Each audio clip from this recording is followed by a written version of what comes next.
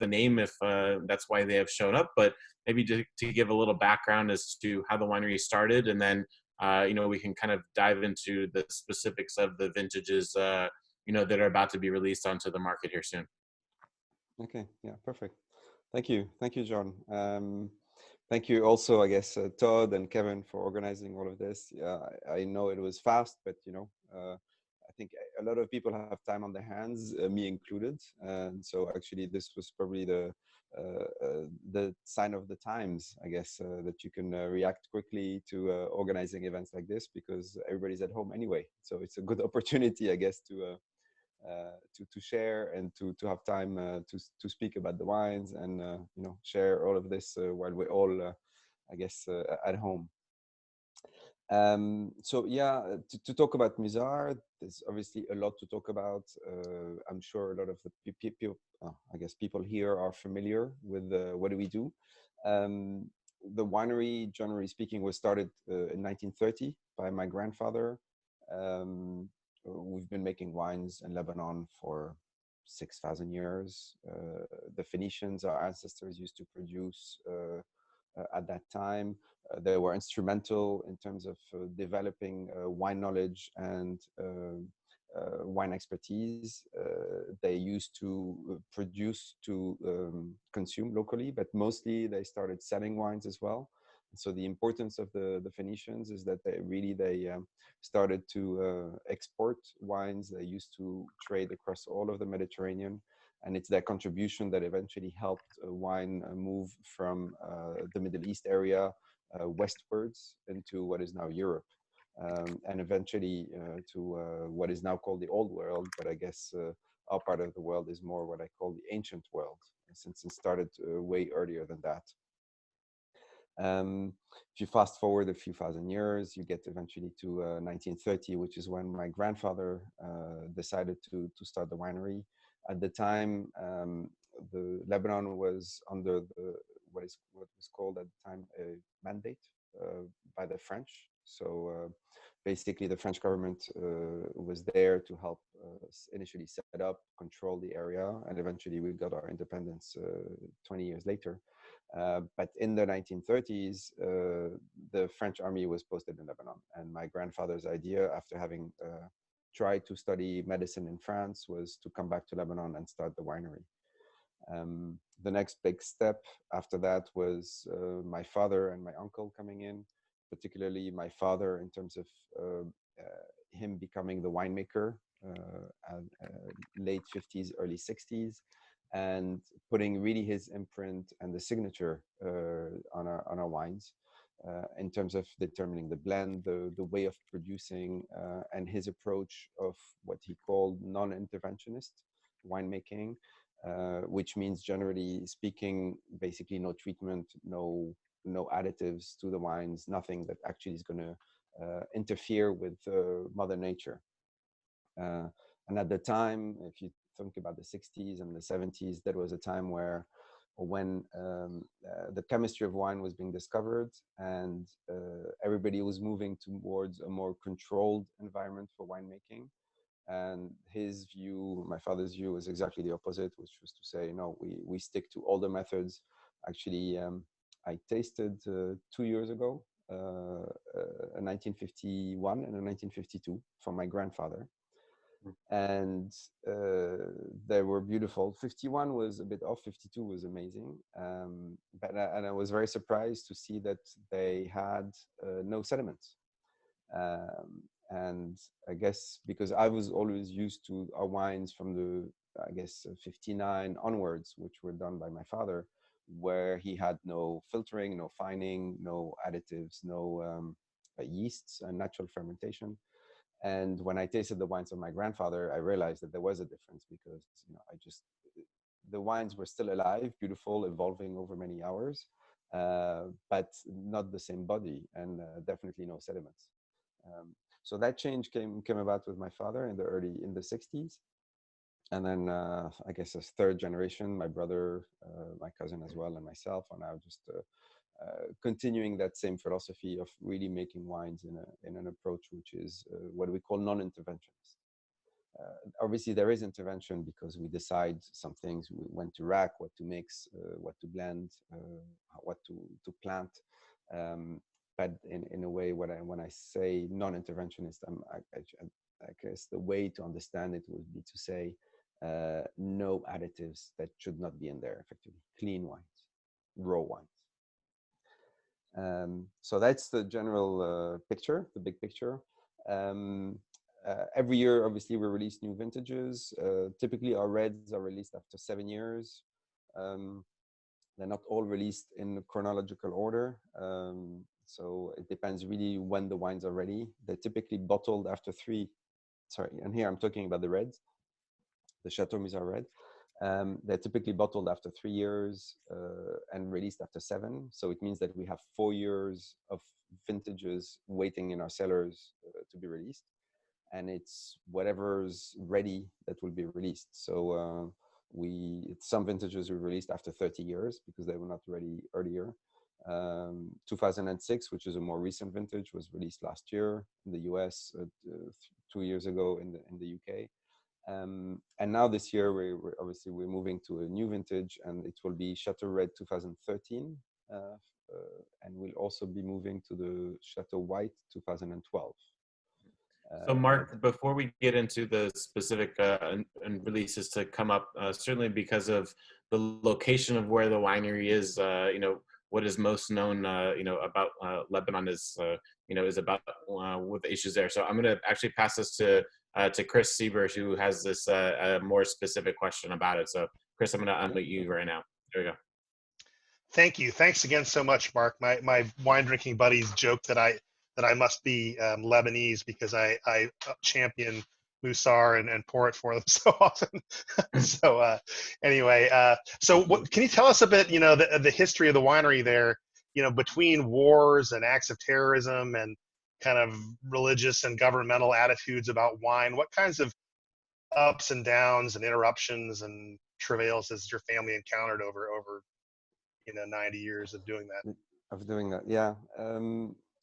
Well, I guess it's been adversity all along. I think in Lebanon, we're unfortunately used to that. We're used to having invaders that come and eventually invade our country.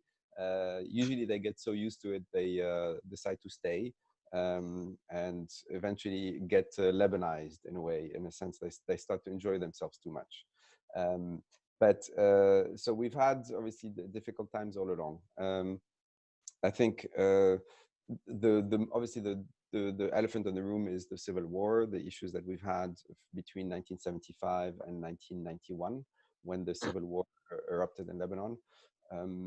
In our case, actually, in the case of Chateau Musar, I don't have a map with me, but the winery is not located next to the vineyards. The vineyards are in the Bekaa Valley, which is east of Beirut. So if you go inland towards Damascus, you will hit the first range of mountains called Mount Lebanon that goes north to south.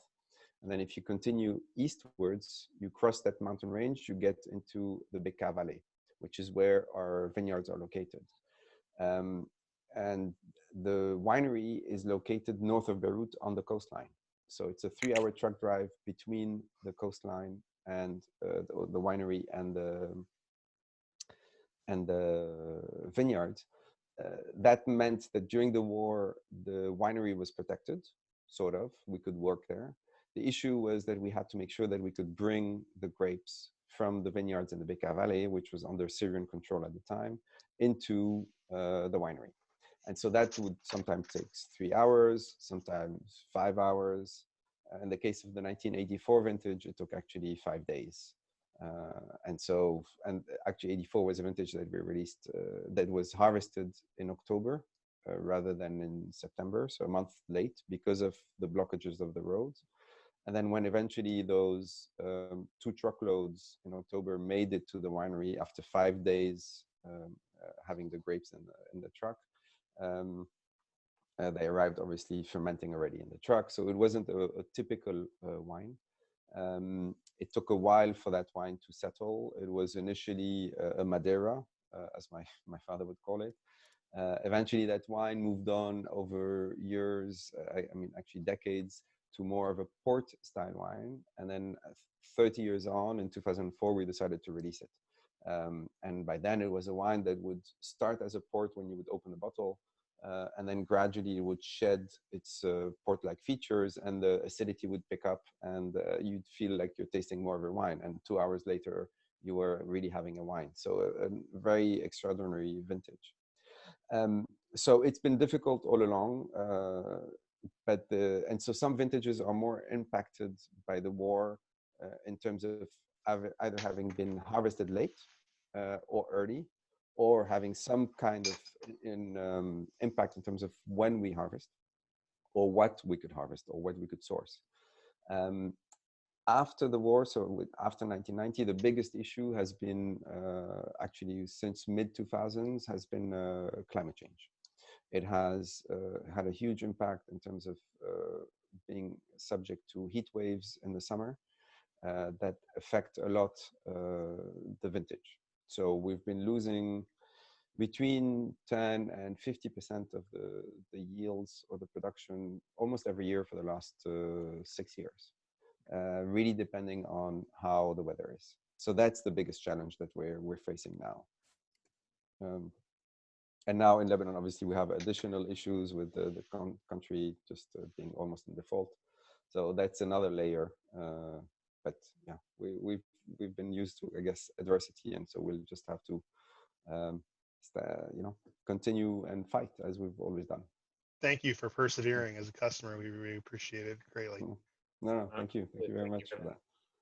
And I know Charles had a follow-up with that as well. Charles, you want to ask your question? Yeah. And first of all, thanks for pulling this together. And Marc, thanks for your time. Cheers. Been a big fan of the wines. I don't know the history way back, so I thought maybe you would. Have you ever missed a vintage in the last 100 years? I mean, you talked about some of the issues, but I was curious about that. Yes. So, well, it depends what you mean by missed a vintage. And I'll talk about, obviously, the vintages since my father took over. So I'm talking 59 onwards, because if you look at the vintages that we have and that we still sell, because we have a library of old vintages, not as much as, or as many wines as before, as many bottles, but of every vintage that we've produced and that we ever sold, we still have some wines. Let's say 59, 60, 61. 62, 63, we don't have, because that was at the time my father was probably experimenting. 65, we don't have. So there are some vintages where there are some holes, because the wine that year was not good enough to make it to what my father would consider the Chateau label, so our top label, and we would have produced the entry-level wine. I was actually surprised because a year ago I found a bottle of 1973 Chateau Musar, which was actually our entry level, because we never sold the 73 Chateau. I've never seen it. I've never seen it on any price list. But so I saw that in the market on an auction in Belgium. So obviously we bought the bottle because we don't have any. But that's not the Chateau. It's actually it's in a Burgundy bottle, because at the time our entry level wine was in a Burgundy bottle. If you move to the more recent years, we've missed during the war, so the Lebanese war, we missed only 76 as a vintage. That was the first year of the war, and this is when you run out of fuel. So given that our vineyards are far away from the winery, there was no way we could get the grapes to the winery. Right. All the other years we managed to produce. 84, we used to say we didn't produce because we were not selling it. But we actually did produce small quantity, and so after 30 years we released it. Thank you. Well, I'm drinking the 2000 tonight. That's wonderful. Thank you. Yeah. 2000 is beautiful to drink now, actually. Thank you. Wonderful. Well, let's transition into some of the vintages that we're about to release. Marc, if you want to talk about both the red and the white in whatever order you like, but I know we're about to release the 13 vintage of the red and the 12 vintage of the white, if you want to share your thoughts on both of those wines. Okay. Let's start with the red. So the red is our Chateau Red is the same, I would say, formula almost every year. So it's a equal blend of Cabernet Sauvignon, Carignan, and Cinsault. So that's exactly the same in 2013. 2013 was a year with a bit more snow and like a good winter. So decent rainfall, decent snow. Everything went well and like in a normal pattern until the summer, midsummer, talking July, where then heat started to kick in. I think we had a few days starting from mid-July where we reached almost 40 degrees Celsius, I think, that year. And so it meant that some of the varietals started to ripen much faster and the sugar levels increasing. So that was the case for, I think, the Cabernet Sauvignon and the Carignan that year were impacted quite a bit by that heat wave. The Cinsault did not. Cinsault is a bigger berry, so it tends to resist a bit better to heat. Although some years in 18, actually, the Cinsault was a bit more difficult despite the heat. But you know, in 13, Cinsault did very well. And so as a result, we ended up with a vintage where it's a bit more Cinsault dominant. Now, it doesn't mean necessarily that the percentages are different. It's just that the blend eventually of that vintage, you can taste Cinsault more. So what does Cinsault feel like or taste like? It's a bit, when it's a younger vintage, it tends to be more red berries, but lighter red berries, lighter red as in strawberries, raspberries, these types of aromas. And when they, compared to Cabernet, which will be much more darker red berries. So 2013 would be more on the Cinsault component, meaning more elegant, maybe a slightly lighter body than a vintage that has more Cabernet dominance in it. But typically a vintage that will, in my opinion, tend to start to show its Musar features of moving away from fruit and moving into what I call secondary and eventually tertiary aromas much faster than other vintages, which, in my opinion, is probably better. It doesn't mean that it doesn't age as long. It's just that it ages faster. The pace of aging or starting to show these secondary and tertiary aromas tends to be a bit faster than with more Cabernet dominant vintages. For the white, it's a more regular year. 2012 vintage of white. 2012 was a year with a lot of heat, much more than 13. So the red was impacted even more, but here we're talking about the white. The white is produced of two local varietals, Obeide and Miroir. Obeide is a bit similar in style to Chardonnay, and Miroir is a bit similar to Semillon. But they tend to ripen very late, usually end of September, early October. And despite having a 2012 summer that was extremely hot, they took their time. And so we harvested them as usual around end of September. Yeah, they just, despite having spent so much time in the sun, these grapes, because of the altitude, because they're local, probably many reasons could explain why they take their time. Alcohol levels on these wines is around 12 and a half, depends on the years. It never reaches above that. And the 2012 vintage is a bit like probably the 10 or the 9 that we've had recently. I think we're seeing a bit more similarities in vintages in the 3-4 recent years of the whites compared to the reds that tend to be a bit more differentiated. Yeah, so these are the two main vintages that we'll be releasing this year. Obviously, we're also releasing the new Hochar Père-Fils, the new Chateau Rosé, but the main ones, I guess, that people look for are the Chateau Red and Chateau White. Sure. Let's go to a question actually about the white. Rajiv, I know you had a question regarding that currently. Yeah, Marc, last time we talked a few years ago, you mentioned that there was some uncertainty in the future of the white because the vineyards were aging and possibly contracting or being replanted. Can you comment on where you are with the white? Yeah, good question. Yes, it's good to see you again. Yes. So the issue is, so these white grapes are local grapes. When my grandfather started the winery, he thought he would use these whites to produce wines because they were there.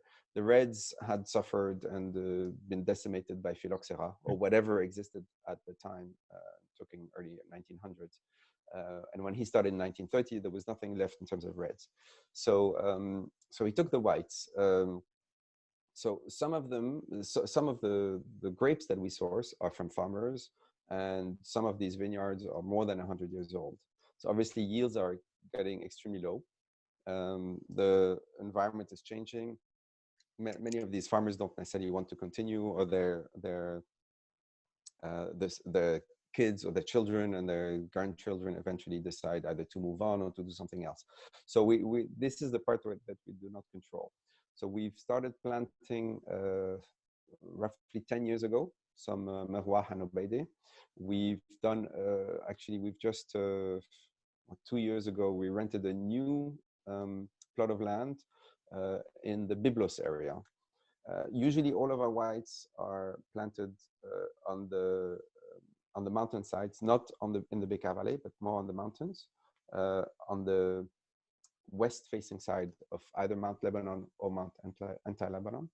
And we so found this amazing plot of land next to the sea, much lower than our normal altitudes for these whites, and where we've planted quite a bit of Obeid and Merwah. And so that's to make sure that we can replenish our supply of grapes as the older ones move on. Now, the big issue has always been, the big question we've had with these whites was, do we plant on original roots, which is what the existing stocks are on, or do we plant on American roots to protect them from phylloxera? I remember we started these discussions with my father 10 years ago. Eventually, when we started planting, we actually decided to go on American roots.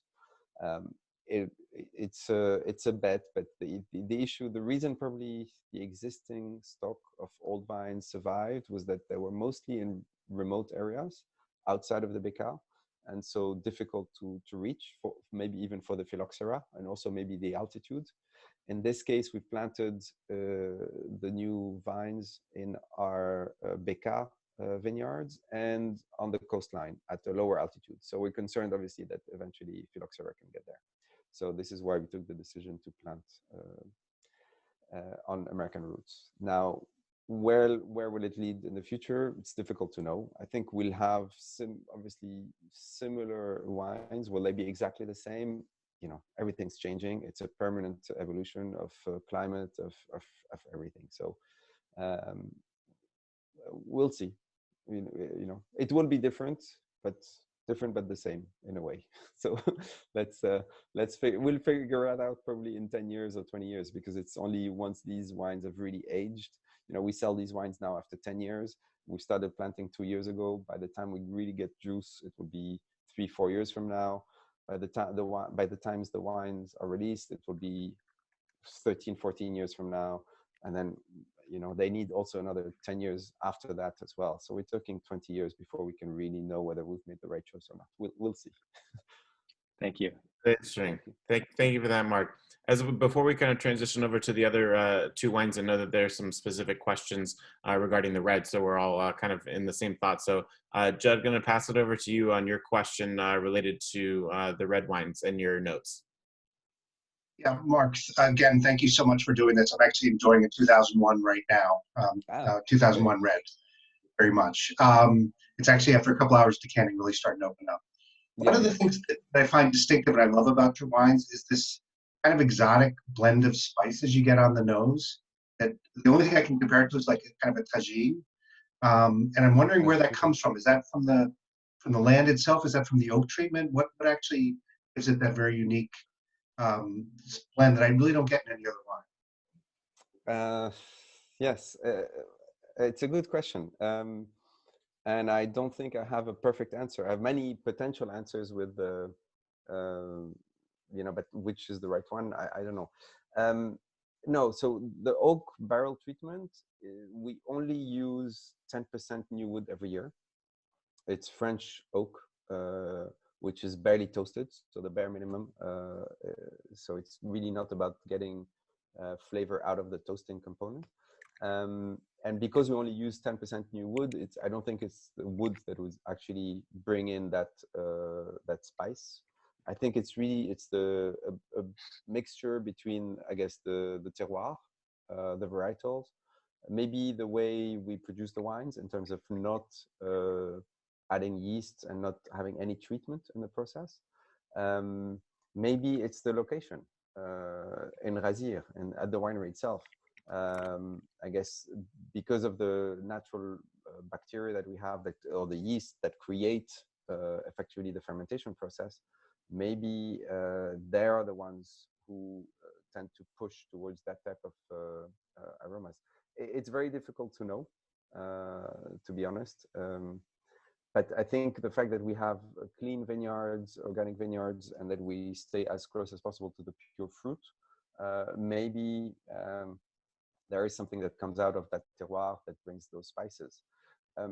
You mentioned the reds, but I can also mention the same with the whites. I don't know if you've had, you probably had Chateau Musar white, and if you have them decanted, wait for an hour, and a 10-year-old white of Chateau Musar will eventually at one point start to give you aromas of rose blossom or rose water, or and if you've had Lebanese desserts, you know that a lot of Lebanese desserts are based on this syrup, which has an aroma of orange blossom, actually, orange blossom also. And for some reason, our wines do develop the same type of noses as that dessert syrup that is used a lot in the Middle East. Why? I don't know. It's a feature. We don't plant it in there. It's just, it is part of the DNA of these vines, of these these grapes. And it's a random, I guess, thing that happens where it seems to be similar to the food, to the local food, but it's not something that is under our control. It just is part of what the wine is. Really interesting. Sean, I'm going to pass it to you on your question now. Oh, thanks so much, Marc.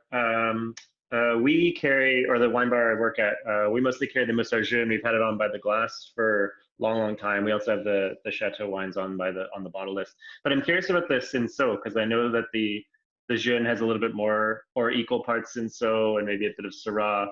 But I'm curious just about Cinsault and why, whether it was your grandfather or whoever chose to bring Cinsault over, because you don't normally see Cinsault dominated wines or that much Cinsault in a wine. And I'm wondering, is it like harmonious with the climate? Is there something about Cinsault that lends itself to the way you make wine, or the winemaking process, or if it's just sort of like a good match for the terroir?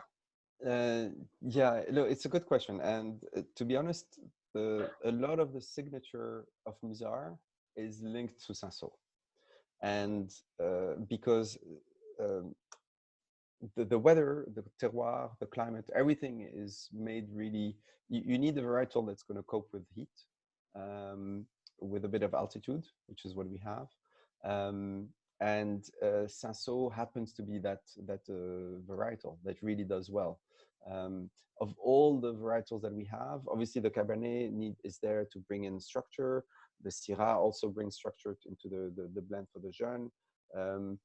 But what really gives elegance to our wines, and this ability of the wines to evolve not away, I guess, a bit away from fruit and towards more the secondary and tertiary aromas, are the contribution of the Cinsault.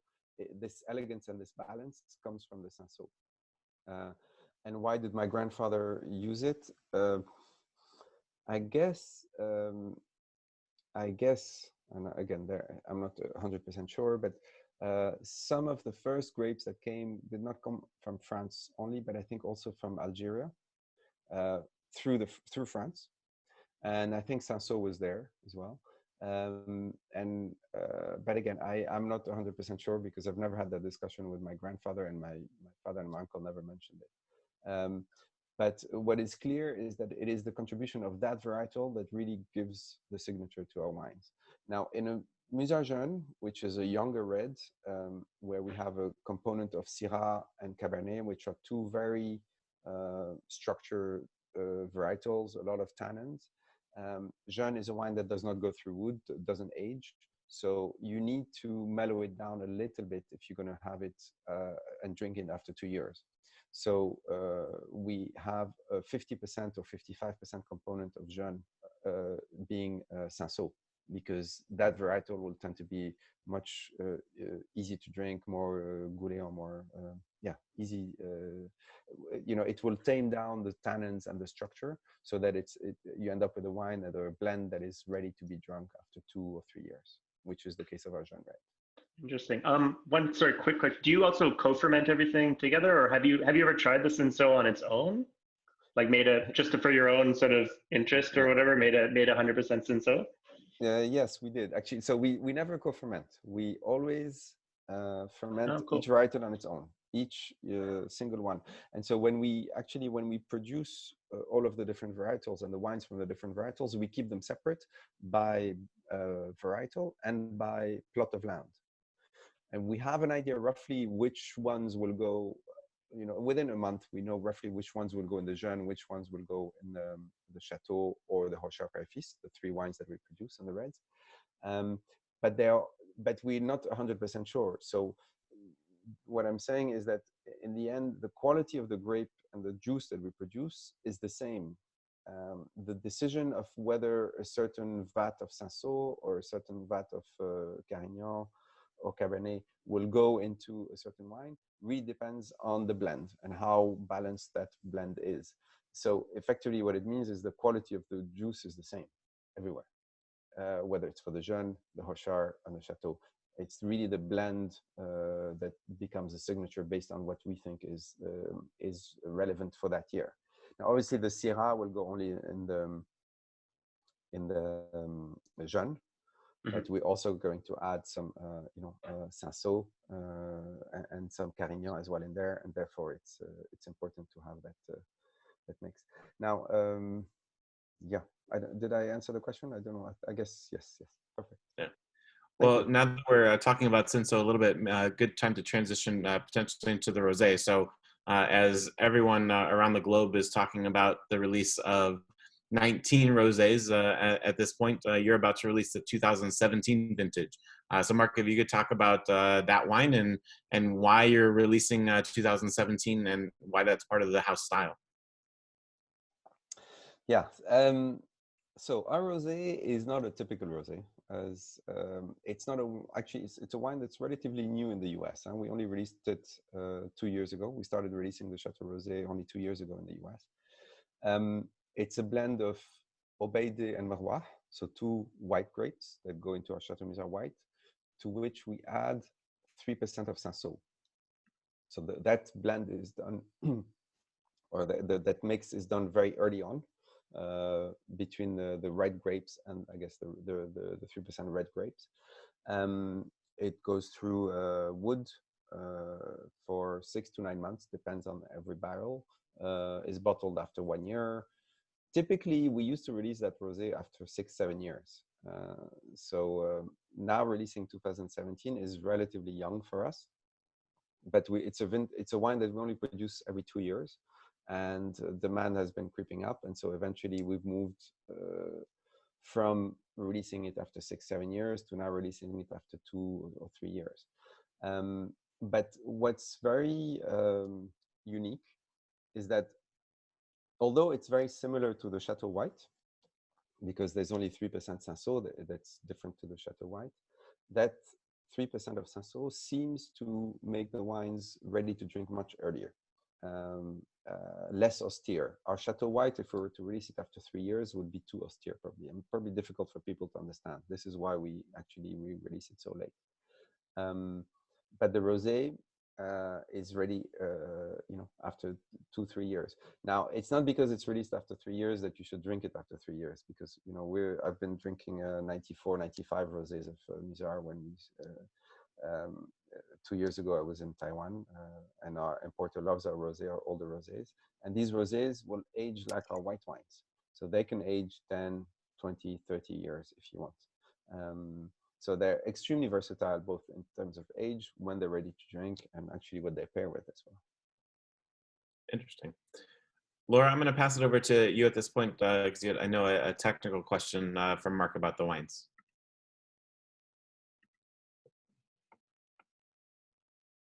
Oh, there we go. Laura, go to you. Hello. Yeah, I have a question about sulfur. You Yeah. said that you don't employ any use of additives, so I'm wondering if that's included under that umbrella.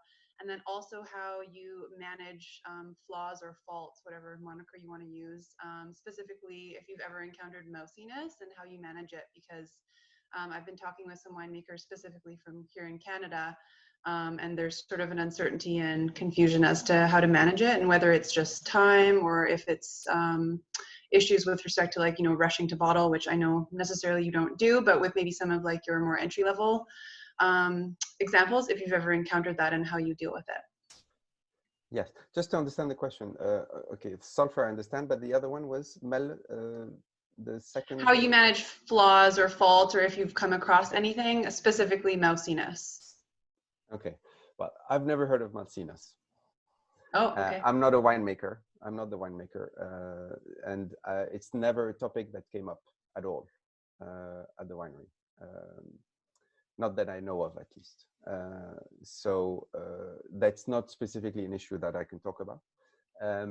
Flaws and issues, yeah, I mean, it's always difficult. I mean, every year, because we don't use yeasts, for example, every year we have issues, especially with the increase in heat and therefore sugar levels, in having fermentation that is a natural fermentation. So some years the fermentation happens very easily and very quickly, the first one, and the malolactic, the second one.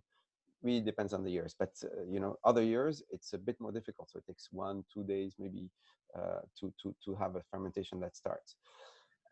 It doesn't necessarily create faults, but it's just more difficult to manage because you do end up sometimes with vats that don't behave very, very well.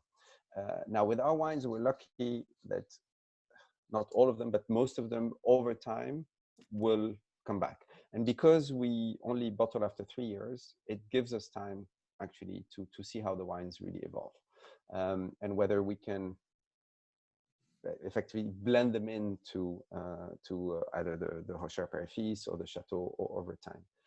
Obviously, if a vat has gone wrong or bad, then it's completely finished, and then we lose it. But then we don't really lose it because we also produce Arak. So what we would do is typically distill and then just use that as Arak. On the question of sulfur, yes. So this is the only thing actually that we do add. It's sulfur. It is sulfur.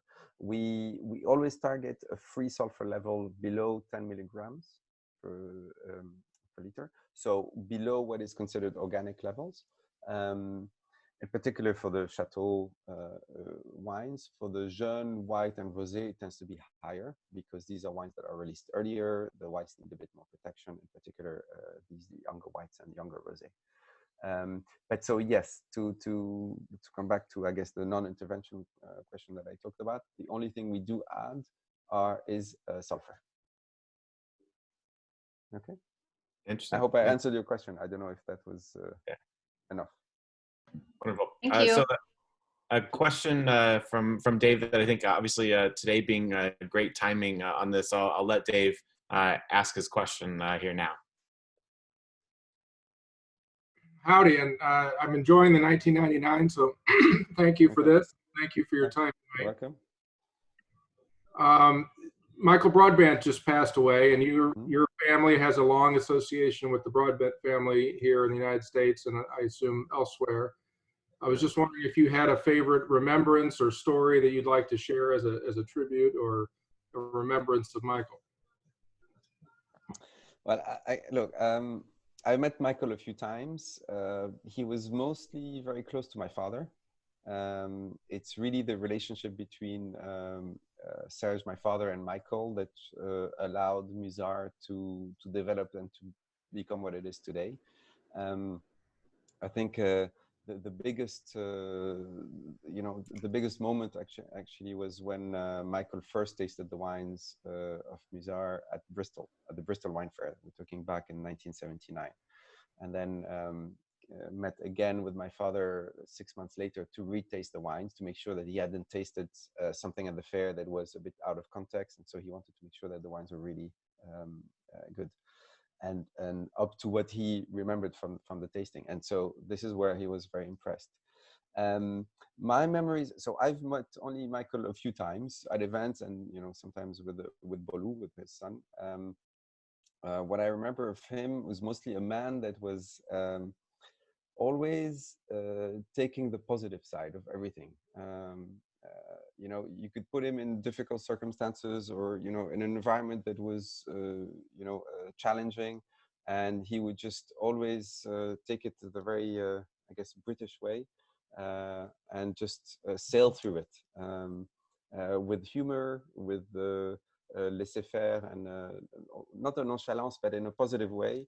And just let things go, and come out always with a positive attitude towards whatever is happening around him, and that was quite impressive. Even in his 90s, late 80s, 90s, when I saw him a couple of years ago, it was the same thing.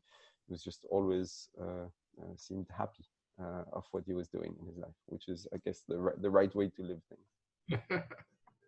Thank you. Cheers. Yeah, cheers.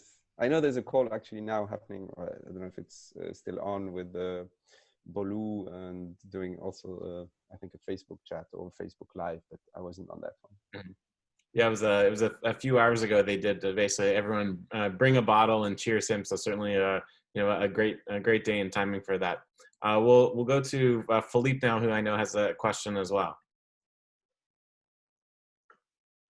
Hey, how you guys doing? Thank you so much for doing this. Couple questions here. So 84 happens to be my birth year. I've never tasted. Is there any left at the winery, or is this what's in the market at retail is what's left? There's still some at the winery. Okay. So if you don't find any, don't despair. Okay. The issue, so the issue with older wines now is that we have less of them. And what we do also is we recondition our wines that are from 95 and older, actually now from 96 and older, the reds. Recondition means that any stock that's at the winery, before it leaves the winery, will be opened, tasted, topped up, new cork, and then eventually shipped. But that process is long, very time consuming. And our issue now is planting. And so we're concentrating on planting more. And so we don't have to do the time to do as much reconditioning as we used to. And so it means that it's been a few years since we've sent actually any large quantities of stock to the US or even to the UK of all the vintages. So it's a bit difficult to find some of these bottles. We have a few that are still at the winery. I mean, we will probably release some more, but it's a question of having enough time to get them ready. No worries, no worries. I appreciate it. And my other question is, I love big bottles. And so do you guys ever do a 3 or a 6 liter? I've seen magnums, but nothing bigger. We actually do 3 liters and 6 liters. We started with the 2010 vintage, which was released last year. We sent some 2011 to the US, and I think Broadbent still has some. The first batch of 2010 went in like 2 weeks. It was completely sold out, I believe. The 2011, which is still in the US, for some reason did not sell at all. I don't know what happened. So there's still some stock at Broadbent. So if you contact them, I'm sure you can get them to send it to your distributor. Okay, and one final question is Larac. Is this available? Yes, absolutely. Okay, it depends on which state you are. It depends on which state you are. So we have 2 Aracs. We have one Arac, which is 4 times distilled, which is the top quality that we produce, available in 75 CLs. And we're just sending now some smaller bottles, 20 centiliters, very nice looking bottle, more for the restaurant trade, for bottle people who want to share that at a table in a restaurant. But it will be a 3 times distilled, which is the typical way of doing it in Lebanon. So these smaller bottles are more traditional Arac. The 75 CL, the Larac, the Musar, is the 4 times distilled, which is really beautiful, much more silky, much more, a bit more premium. So these are the 2 that are available in the US. All right. Well, thank you so much, Marc. Really appreciate it. Keep up the good work, man. Thank you. Thank you. Right. Hope to see you again soon. Huh? Yes, absolutely. So Marc, we have one more wine that is about to be released yet to talk about, and that is the 17 vintage of the Period Fields. If you want to touch on that wine a little bit. Yeah. So the Hochar Period is our, I don't know how to call it. I mean, it's a single vineyard. It's our only single vineyard wine that we have in the portfolio. It comes from one village called Anna in the Bekaa Valley. And there we have all of the varietals that go into that blend, Cinsault, Cabernet, and Grenache. Usually all of our wines have, our red wines are blends. There always is a bit of Cabernet, there's always Cinsault, and we add a third varietal that differentiates every label. The Jeune label has the Syrah as the third component. The Chateau label has the Carignan as the third component. And the Hochar Period actually is the Grenache. So it's a wine that is a bit more Chateauneuf in its style. I would say, a younger version of the Chateau. It's released earlier, so 17 now is the current vintage. It used to be released a bit later, but you know, as sales grew up, we've been going through the years a bit faster than in the past. And so now it's released after 2.5 years. It's a wine that goes through wood. So it's a bit more akin to a Chateau style of wine, but obviously younger. And the 17 vintage is a vintage with a lot of heat, a lot of concentration, much richer, darker than a typical vintage. So for those who are looking for wines that are, you know, a bit more, have a bit more structure, the 17 will be actually that type of wine. But the Grenache also, the Grenache varietal that's in there in the blend gives it a bit more of a sweetness that you don't see necessarily in a younger Cabernet or younger Carignan. So that Grenache component actually makes it a bit rounder, but the 17 vintage, for those who are used to our Hochar Period label, will feel a bit more like a bit more concentrated. Very good. Marc, thanks so much for sharing that. So let's go back. I know that a few people that have asked have some more questions here. Chris, I'm going to come back to you on, I know you had a couple more questions here. Oh yeah, great. So I was wondering, what are the broader trends in the Bekaa Valley? Are there new producers or new plantings, or is it kind of dying out? And what are there any producers there, other producers that you admire that we might keep an eye out for as people, you know, as customers who are fans of your style? It's a good question. Look, generally speaking, the Bekaa Valley and Lebanon is growing in terms of production and also in terms of producers. Now, a lot of smaller producers are coming online, or like in terms of production, but we're talking 10 to 50,000 bottles, and not necessarily producers that will start exporting throughout the world and might not be available also in the US. But there are probably around, I think, 40 to, no, probably more now, around 50 to 60 wineries in Lebanon. And there's probably a good half that export, and I don't know how many export to the US. Probably, I would say maybe 20, or between 10 and 20 wineries. Now, what does it mean for the future? I mean, generally speaking, the quality of fruit in Lebanon is good. But Lebanon is a small country with a lot of obviously financial issues now, so we will never have the volumes or the mass market nor the mass production. So these are wines that will always be focusing more on quality rather than on quantity. And this is where I think Lebanon will make a difference. It's also in terms of the terroir, you know, we're more lucky from that perspective. And so we should make the best out of the terroir that we have to create more quality and focus on that, especially because we cannot produce large quantities. I think the total production now of Lebanon is around 8 million bottles, which is not a lot. And half of it is drunk in Lebanon and the rest is exported. But yeah, you will see more and more of Lebanese wineries sending their wines to the US, because the US is a market that's growing.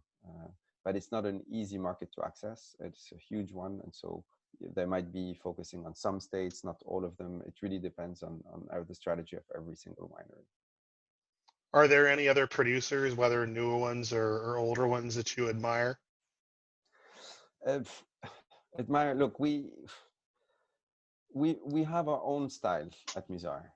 I think a lot of wineries in Lebanon follow what others do and what we've done in terms of understanding what they do, and then try to differentiate their wines by creating either a different blend or a different style. But it takes time to create an identity that's specific to each wine. Some are more established. You know, but I think nobody's been crazy as crazy as Musar in terms of creating wines that need 7 years or 8 years in the case of the white, or 9 years before they're released. So the style of the wines that they'll create will not necessarily be similar to what we do. But and again, there's really a bit of everything. Everything's available. I mean, there's some producers that are, you know, planting Riesling. You have some Pinot Noir. You have a bit of everything's been tried and tested. Some more successfully, some less. But on average, I think the Lebanon is creating very good wines. It's just that every identity tends to be different. I can't really comment on specific wines at this stage. That's because it's changing all the time also. Thank you. Thank you so much. Rajiv, we'll come back to you. I know you had a really good question here to follow up there. John, which question are you thinking about? I asked a lot of questions. Yeah, you pick. I think you know, you had a couple good technical things and to follow up with. So if you want to pick your priority one, I think. So one of the things that I'm very interested in how you think about different groupings of vintages, maybe beyond the varietal dominance. So maybe an extreme example, like 2006 and 1995 were both held back, I believe, for VA. And it seems like maybe there's some similarities there. But I'd love, aside from varietal dominance, when you think about the evolution and how quickly they mature, what are groups that are in your head for different types of vintage archetypes?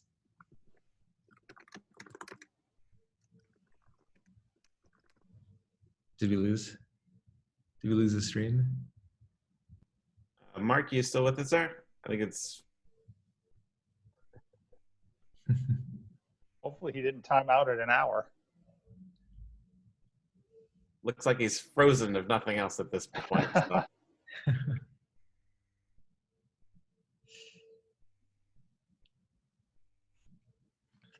All right. Well, hopefully we can get him back on. So while we're doing that, why don't we? Anyone have any thoughts on the wines that they're tasting now? While any notes or excitements, if you want to either raise your hand or comment as the wines that you're tasting, anything that you're getting on those right now as we wait for Marc to come back. All right. Looks like Jay raised his hand. So. Jay, why don't you comment on what you're thinking about what you got right now?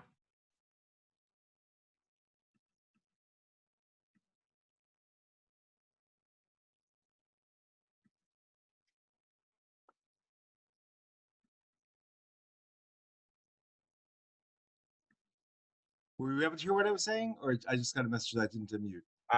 Try it one more time. Okay, I'm drinking 95 right now, and after about 2 hours, it just sort of exploded. It was lovely earlier, but then while we were on the call here, the nose just suddenly went, and it developed even greater depth and started segueing more from a spicy, loamy note more to a fruity, a more strawberry note. It's absolutely gorgeous right now. Oh.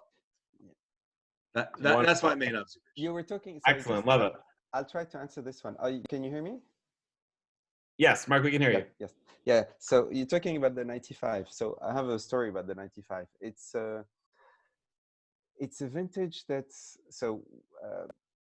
when my father wanted to bottle that vintage, actually to make the blend and then to bottle it, there was one vat that had not finished completely its malolactic. Usually we bottle at 3 years. We blend at 2. He did the blend, but there was still one vat that for some reason had a later malolactic. And so he waited. And so instead of bottling at 3 years, he bottled at 3.5. What it led to, and I don't know if that's the reason, but the end result was that at year 7, that wine showed a lot of VA, much more than usual. And so as a result, we released 95, but we also released 96 at the same time, because 95 was just difficult to drink because of that VA component. So people enjoyed the 96, which is a lighter vintage, lighter body. And a year later, 95 just really started to blossom and became one of our most popular vintages. And now when we release some older bottles of any vintage, let's say we have, I don't know, 3, 4, 5, or 10 vintages that are released because of reconditioning. Usually 95 is the first one to sell out. It's when I put it in blind tastings. I had a blind tasting 2 years ago in Hong Kong and included 95, and it stood out as, you know, the showstopper by far. And yet, if you look at ratings, it's our lowest rated wine because the raters just did not accept the VA. But when you're looking at people trying to buy it or in blind tastings, it tends to be the one that hits the right spot and is always number 1 or almost close to that. And it's the first one to sell out. So yeah, that's how far, or how ratings actually are different compared to what people like and enjoy and buy, at least in our case. Of course. There's a question about the 2006 vintage of the red and how it's similar to 95. If you want to finish your thoughts on 06. Yes. So 95 was released at the time on time, but needed a bit more for the VA to die down. The 06, it's a vintage that had a bit more disparity. And so we thought it would be better to wait and have it released 2 years later than usual. So we released it effectively last year. I think we'll release some more bottles in the future, like all the vintages that we produce. We always keep back some and then continue to release a bit later because just the wines get better over time. Now, if I come back to the question about groupings, and I always think of groupings by dominance of a certain varietal that tends to take over a vintage. So a year like 99, 05, 07 to some extent, 09 are more Cabernet dominant, 98, 2008 are more Cinsault. 03, I think, I can't remember who was drinking it, is more Carignan dominant. I've never grouped them in a different way, so I can't really answer how to think about them in a different way. I'll have to process that. But it's a very good question to see whether there's another form of making the grid, not horizontally, but vertically. And I'll hopefully have an answer next time we have a call like this one. Well, to part 2, because I know there's a lot more questions. I'm going to pass this over at this point to our other co-host from VinConnect, Kevin Sitters, to give a little bit more information on how all this kind of came together. Everybody for joining us. So I just want to observe that we're sort of at an hour here, which I think is kind of what we had broadly planned for Marc. So, to the extent, Marc, you want to hang on and take a few more questions and things, that would be awesome. But for folks who need to jump or what have you, we appreciate you joining us. Just for context, who we are at VinConnect is we do direct-to-consumer sales mailing lists for international wineries. We have worked with the folks at Chateau Musar for several years now. And if you have an interest in either signing up for their mailing list, I'll put a link in the chat, or we just did the mailing list release of the new vintages we've talked about. I'll also put a link for that in the chat as well, to the extent you're interested in trying to acquire them directly from the winery through us. We'd love it if you do that. To get to people's questions about large formats and older vintages, from time to time, the winery does release those to their mailing list customers. So while the wine is really broadly distributed around the US and you can find it just about everywhere in terms of restaurants and retail, the mailing list is another way to get access to some interesting things, to the extent you would want to do that. So look in the chat for those links if you're interested, and let's take some more questions to the extent that folks want to hang around and have a few more. Excellent, Kevin. Thank you so much. And yeah, he'll put the link in that to everyone to go to the mailing list offer, so you can kind of see that. Dave, I'm going to pass it over to you on your question regarding the vineyard. Great, thanks. Shout out to Kevin. I've got some Clos de la Chapelle from VinConnect, so I can vouch for their great service, and appreciate you guys. I'm in St. Louis, and the owner of that winery is from Kansas City, so we appreciate the connection. My question for Marc goes back to the location of the vineyards. You mentioned that they're not near the winery. You mentioned the town of Anna as the location, I guess, for one of the single vineyard wines. I can see Anna. I'm looking on Google Maps, so I'm just trying to figure out where the vineyards are. So I can see Anna a little bit north of the Chateau Road, I guess. Where are the main estate red and estate wine vineyards in relation to Anna? Okay, so most of the reds will typically be on the western side of the Bekaa. So at the foothill of the mountains, that would, so it would be Anna, Kefraya, it used to be Ami. So it's Anna and a little bit south of Anna. That's where most of the reds would be located. So between Anna and Kefraya. And Kefraya, exactly. It's all that strip.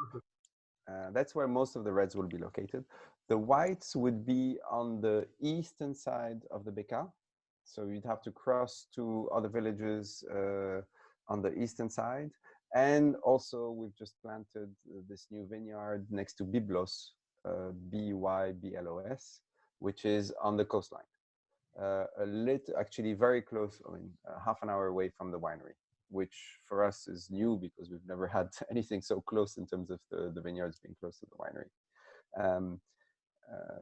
But yeah, so for the whites, it will be between the coastline and the east side of the Bekaa, roughly at the same latitude as Anna and Kefraya, but a bit more to the east side. Very good. Dave, thank you for that question. I think a great question came from Ryder about where you go from here. So Ryder, I'll let you ask your question at this point. Great, thanks, Jon. And thanks, Marc, for taking time this evening. Yeah, my question is about the future of Chateau Musar and what your thoughts on what that looks like, you know, with all the history and tradition and your philosophy of non-interventionist winemaking. I'm curious, you know, what, if any, changes might you be planning, and especially with things like climate change and anything else you might want to share about the future? It's a good question. Yeah, so the philosophy is going to stay the same. The idea of creating wines with no treatment, with no yeast fermentation, all of that stays the same because it is the DNA of who we are. And it's a big debate, it's a big issue, because when you're hitting alcohol levels that start to reach more than 14, sometimes 14 and a half, even maybe more, it's very difficult to ferment without yeast, but we still do it. If it gets really, really much hotter, it will mean that we'll probably need to pick earlier. So we'll have less maybe maturity, less phenolics. We'll see. But at the moment, we are at the limit. Hopefully the cycle turns and we go back into a cycle where we don't have as much heat as before. But it is creating issues. But for the moment, we're sticking with our philosophy of really no intervention at all. But it means that we need to adapt in terms of, for example, planting more cinsault, because cinsault we know will cope much more with the heat. Planting more of these whites, local whites, that also cope better with the heat. Discovering new plots of land in Lebanon where we can actually maybe change. And what we're changing is not the style of the Chateau white or the Chateau red, not even the rosé. The Chateau will really stay as it is because it's the signature, it's the identity of our wines. But we're adapting by eventually adding new layers and new wines at either the entry level or the middle level. So we've released actually a new white and a new rosé in Lebanon for the moment. We'll see whether we release them outside or not, but there was an audience for that market over there. We've released a new wine that's called Levantine that was specifically for one for Marks and Spencer, actually in the UK, the retail shop. So we're playing more with new blends at the entry level or the middle level. And then we'll see if we need to do more.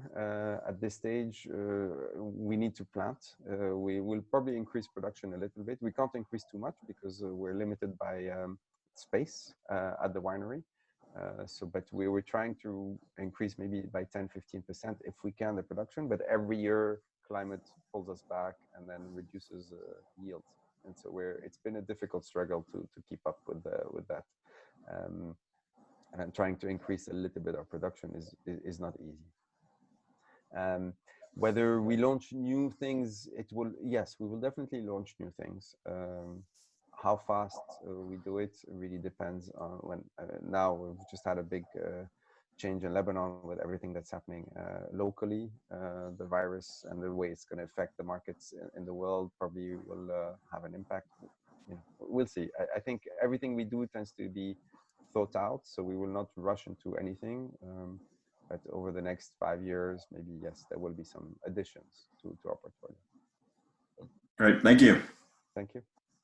Wonderful. I'll pass it back to Sean at this point. Obviously, with the philosophy of the winery, when to drink it. So, Sean, I'll pass this to you. Yeah, Marc, sorry for the boring question because this is, I'm sure, the classic question. But so, like I said, sorry, cat.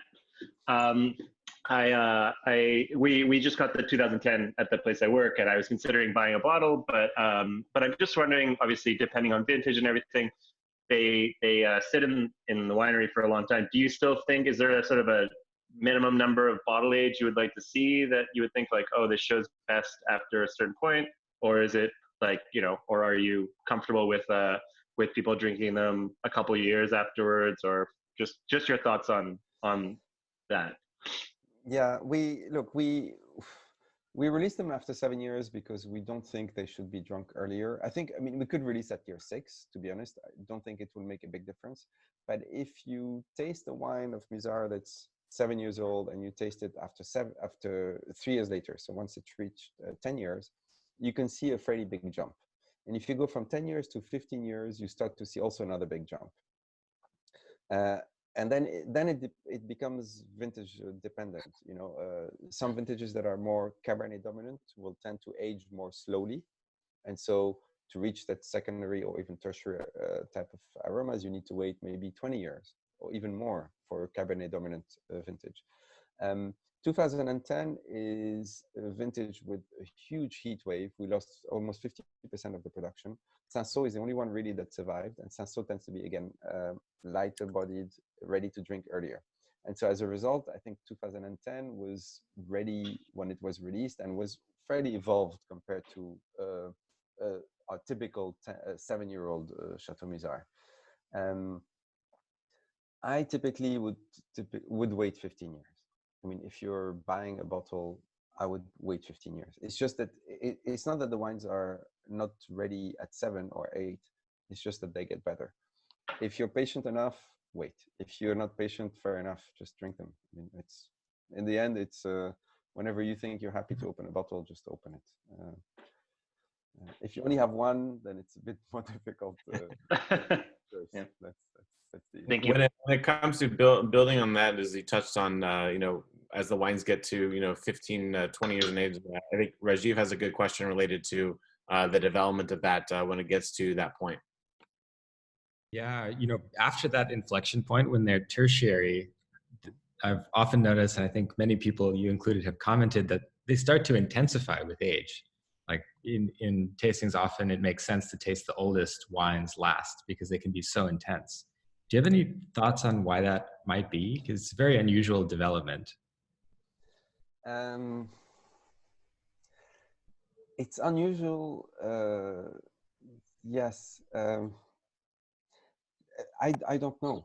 In a way, if you think of these wines as living products, because they haven't been treated, because we haven't fermented them with any technology or any treatment, haven't fined them, so we haven't stripped them of their ability to live on their own. I guess it is probably normal that they would develop over time. If they have the ability to age, and this is where I don't know where that comes from, but if they have the ability to age, then it's normal that with age that they become more complex. I mean, I think of it as a tree, and you know, every year that you had one, let's say 3 branches to start, or 6 branches, and then every branch then has another set of branches, and every small branch, etc. And the more you wait, the bigger this tree becomes. And it's the same with, you know, phenols and phenolics and all the chemical components that are in there are exactly behaving in that similar way. So the complexity builds up with age. The only thing is you need to have a wine that has this ability to age and to survive and not die down. Our wines just have that ability. Why? Honestly, you know, I think we answered that earlier. It's difficult to pinpoint a specific reason. But what is absolutely true is that as the wines age and become more complex, it's very difficult to go from an older wine with complexity that you've tasted of Musar, where you have this huge connection and conversation because the wine has so much to offer, and then all of a sudden go back to a younger wine that might be a bit broader and louder, but will appear more simple or more fruit-driven. And when I do my tastings, I usually, obviously we go from youngest to oldest. And then once we reach the oldest, I usually ask the attendees to taste back one of the younger wines after the older wines.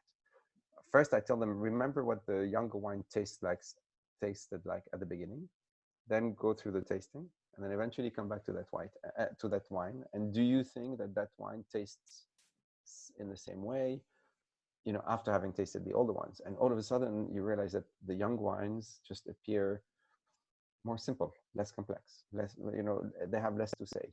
Although when you were tasting them at the beginning alone, they seemed more, you know, evolved. It's a question of benchmark and comparison. And yeah, the complexity builds up with age for us. And so this is why you should always go youngest to oldest. Even if you think the oldest will have a bit less bite and a bit less structure, it will still overwhelm you with the complexity that it has. Interesting. So on that of talking about older wines, and as Dave is pouring his wine out of a decanter there, we'll turn to you, a great transition question on service of wines. So yeah, just kind of tying into those previous questions, do you have a particular service method you suggest or that you have found to be most successful with the estate reds or the estate whites, in terms of how far in advance of service do you open them, or do you decant them? Do you decant them right before serving? Do you decant them hours before serving, like some people like to do with certain types of wine? What have you found to be most successful? Okay, there's a lot to actually talk about here. First, just opening the bottles. Our wines need time, and so it's important to let them breathe. But also, there's also a question of how to open them.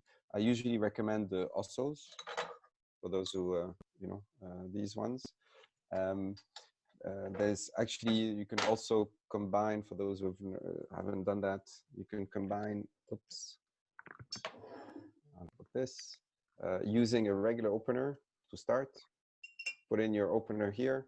It's going to hold the cork so that when you insert afterwards your 2 blades next to them, you go inside. By inserting this, and because you already have the corkscrew inside, effectively it holds the cork, and then you just twist them out. So this is important because some of our corks get stuck to the glass.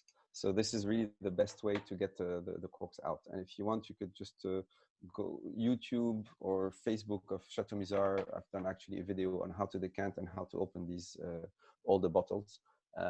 It works very well. And so I recommend these also, and maybe the double technique for the older wines. In terms of preparation of the wines, decanting, yes, definitely. by far. Now, when you do decanting, it's the first 10 minutes that's really important, because this is when you're aerating. When you then leave it open, after 10 minutes, I think that second exchange of air, if the bottle is not moving anymore or the decanter is not moving, is slower. But it definitely, I've had last time I was in Japan, and I've had like a few wine dinners where the sommeliers had opened them in the morning for an evening, and the wines were just showing very, very well. So a few hours work, more or better. It depends also on the wines. I'm having here 98. 98 is a vintage that is a bit more Cinsault dominant. So that's a wine that would not necessarily need as much time in a decanter to open up. Whereas a stronger vintage like a 99, a 95, or 2001 or 2005 would benefit from more time. So it also depends a little bit on, not on the age of the vintage, but on the particularity of that vintage. But I would recommend at least an hour decanting if you can. Very good. Thank you so much for that, Marc. Even for wines from the 60s and 70s, I'm not talking only about wines that are 15, 20 years old. I'm talking even very old wines. I had a tasting in Florida, not in Florida, sorry, in Florida 3 years ago. And we tasted some wines at 11 o'clock in the morning. We went from, I think, 2008 down to 64. And we had double decanted everything, and we had a bit of wine left in all the bottles. And at midnight, we came back to the house where we had done the tasting, and I retasted all of the wines from the bottles, from the leftovers. And the wines that were singing the most after double decanting and after 12, 15 hours in a bottle were 64 and 72. They were just like silk, amazing. So this shows that, even the very older vintages benefit from time in a decanter. And Marc, you actually decant the whites too, don't you? Yes, correct. You're right, and I didn't talk about that. I definitely recommend decanting the whites, by even more so than the reds. In particular, the younger whites. If they're too cold, they shut down. If they are not decanted, they shut down as well. They need time. In a younger Chateau Musar white, you can move from acetone once you open the bottle, depending on the bottle, to orange blossom flower after an hour. And if you don't decant it, it could take 2 hours. So by decanting, it really helps. So I typically decant or double decant the Chateau whites and also the Chateau Rosé. The Chateau Rosé will be the same. Very good. All right, we'll take one final question that Rajiv has regarding kind of where we are now in our current climate in the world. Yeah, just with the current crisis, thanks so much for keeping Musar strong and thinking about the future and thinking long term. Is there anything that you and the winery need help with right now, like distribution, investment, anything? We need help. No, we actually, well, I'm touching wood. Usually there's no wood, you touch your head. No, we're lucky that we're managing well. We have a following of wine drinkers of Musar around the world who really like what we do and who appreciate what we do. So I think that's, as long as that continues, that's perfect for us. Our issue has been also sometimes that we're selling too much. So it's not it's a good problem to have. But it means that some wines will be less available than before in terms of finding all the bottles. Like the 84 that Philippe wanted to find is not the same as before. Hopefully we'll be able to release some more in the future, but the only thing I'd ask is just to be patient in some cases until we can release the wines. If not, you can come and buy them at the winery, because we always have a few bottles there, but not enough actually to be able to send around the world. But otherwise, thank you for the offer. I mean, in the end, what we can do, or where you can help, is to continue to drink the wines, appreciate the wines, and talk about them with the friends, and in restaurants and places that you go out. This is what helps us to reach out to more people. And to do that, actually, we're also well, you'll soon see that there's a book on Chateau Musar that's going to be coming out.